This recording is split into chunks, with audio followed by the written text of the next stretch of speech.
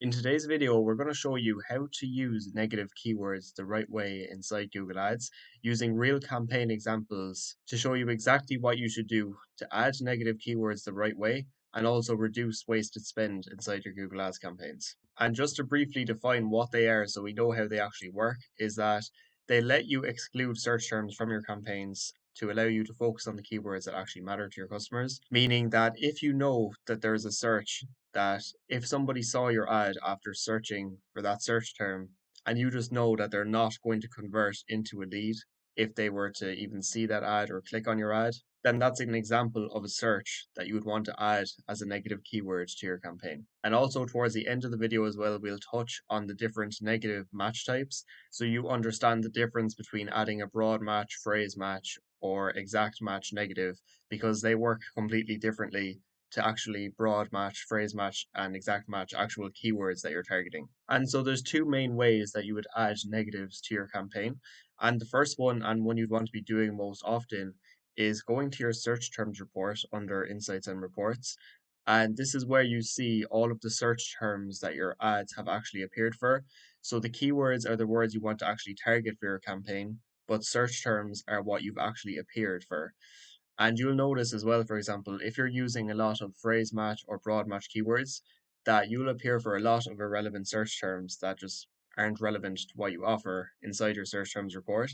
And is all the more reason that you'd need to be inside your search terms report regularly, adding negatives to your campaign. So you can see here, for example, in this campaign, that the search terms that have gotten us the most clicks over the last 2 months are from keywords that we're already targeting. And a lot of this is because we're using exact match keywords for this campaign. So there's a lot less irrelevant search terms to worry about. But the more you go through your search terms report, the more irrelevant search terms you will eventually find.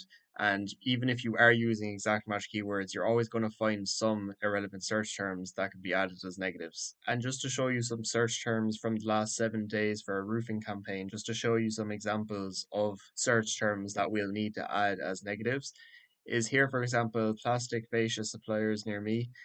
If you're offering a service, then you're likely not going to want to appear for any searches that are related to suppliers of the actual products itself. Here's another one. So gutter man near me, it's not specific enough to gutter repair. So it's probably a search term that we'd also add as negatives because we want the search terms that we appear for to be directly related to the ad that they see. Because if they click on our ad, we want to know that there's somewhat of a decent chance that they'll convert into a lead. And then these ones for roof repair, for example, roof service or handyman roofing near me. Not that they're necessarily bad keywords, but they would perform better under a generic roofing ad group rather than roof repair. And for example, here you see an example of what appears to be a competitor name of peer.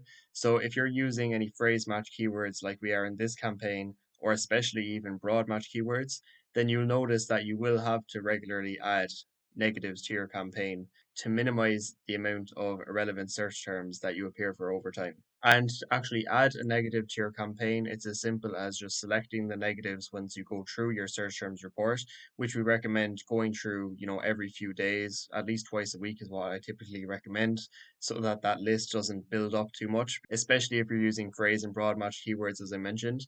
But you can add it as a negative keyword. You can choose the campaign, would typically recommend adding it to the campaign level unless that search term would actually perform well in another ad group. But for the most part, you can add it at the campaign level and it'll automatically be added as an exact match negative. But you can change this to either broad match by just simply removing the square brackets or to phrase match by adding the quotation marks around the keyword itself. But I'll walk you through exactly how those match types work towards the end of this video as well. But what you can also do to add negatives to your campaign is come down to keywords itself and then go to negative keywords. Because before you launch any campaign or at any point during your campaign, you're able to add negative keywords yourself. So you don't have to wait until you see irrelevant search terms in your search terms report to add negatives, which is where you can go to the blue plus icon and add in negative keywords for any search terms that you know are irrelevant to what you offer and aren't worth appearing for based on what you offer. And as I mentioned as well, it's especially important to do this when you're using phrase and broad match keywords because you are going to get a lot of irrelevant search terms that you appear for. And you really want to minimize this from the very beginning because you don't want to waste a lot of your budget on irrelevant search terms that we're never going to convert anyway. And there's two main categories really of negatives that you can add to your campaign from the very beginning. So individual words that you know are going to be a waste of your time, and if anyone searches anything that includes any of these words, that they're very unlikely to convert. So you wouldn't need to create a massive list, but if you wanted to make a list like this of words that you know if anybody included in their search term is very unlikely to convert. So for example, cost-based keywords can vary. In certain cases, they can actually perform well, so you don't want to go too crazy on your negatives either because you might be blocking out relevant search terms that actually could convert into leads. But a lot of DIY related searches, for example, how to, supply, supplier, DIY, ideas, do it yourself, cheapest, things like that that you know you don't want to appear for, you can simply just add them to your campaign in advance before having to appear for any search terms that include those words in the first place. And what you can do to actually add a negative keyword list to your campaign is that you can copy and paste the negatives that you want to add and come back to your campaign then and simply paste them in like this. And if you really want to make sure you don't appear for any searches that include these words, is you can add them as a broad match negative, meaning you will not appear for any searches that include these words. So if somebody searched for how much to landscape my garden or how much to repair a fence, then you would not appear for that because you have a broad match negative in place for how much. So anything that includes how much or how to, you will no longer appear for. So having broad match negatives in this way will massively reduce the amount of irrelevant search terms that you appear for because adding these alone cover so many variants of irrelevant search terms that you could appear for. And apart from these generic negatives as well that you can add to your campaign, is you can also look at the list of competitors that you have in your area offering the same services as you and making a list of those competitors and also adding them as a broad match negative to your campaign. And by broad match negative, I mean simply just adding the negative keywords here and not putting any quotation marks or square brackets around them. So generic low intent DIY related words like this and competitors are the real main two categories of negatives that you can add in advance before you even receive any search terms inside your campaign. And lastly, now as well, just to touch on how match types work for negative keywords, is that if you add a keyword or a search term as an exact match negative, meaning that you have your square brackets around that negative, is that Google will only not show your ads for searches that are that exact search term. So you see here, for example, with running shoes, is that Google will show our ads for all of the other search terms but running shoes itself because that is exactly the same as the negative. So with exact match, it will only stop showing your ad for that exact search term itself. So running shoe, for example, your ads will still show for it because it's not the exact same as running shoes. Phrase match negatives then are a bit less strict, meaning that Google will still not show your ads for running shoes, but they will also not show your ads if running shoes contains any words before or after. So you can see here, for example, that Google will not show your ad for blue running shoes because it mentions running shoes, but they will still show your ad for running shoe because you still have to have running shoes if that's the keyword that you're trying to add as a negative.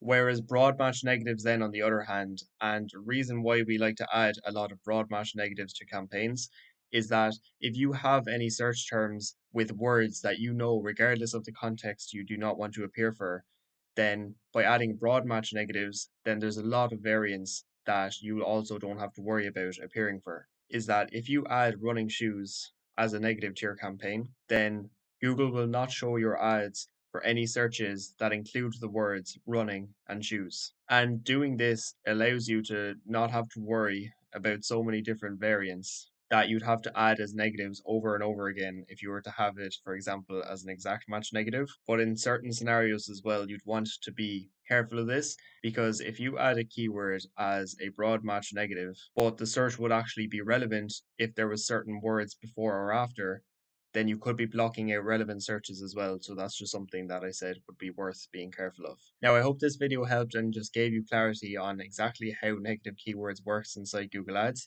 Now, if you do have any questions about anything we mentioned in this video, feel free to leave a comment down below, as I know the match types with negatives especially is a bit confusing to understand at first. And if you are a service-based business as well looking for further help refining your own campaigns, feel free to have a look at the link in the description. And if you do like this Google Ads related content as well, feel free to leave a like and subscribe to the channel as we'll be posting all things related to Google Ads here daily. And hopefully we'll see you inside the next video.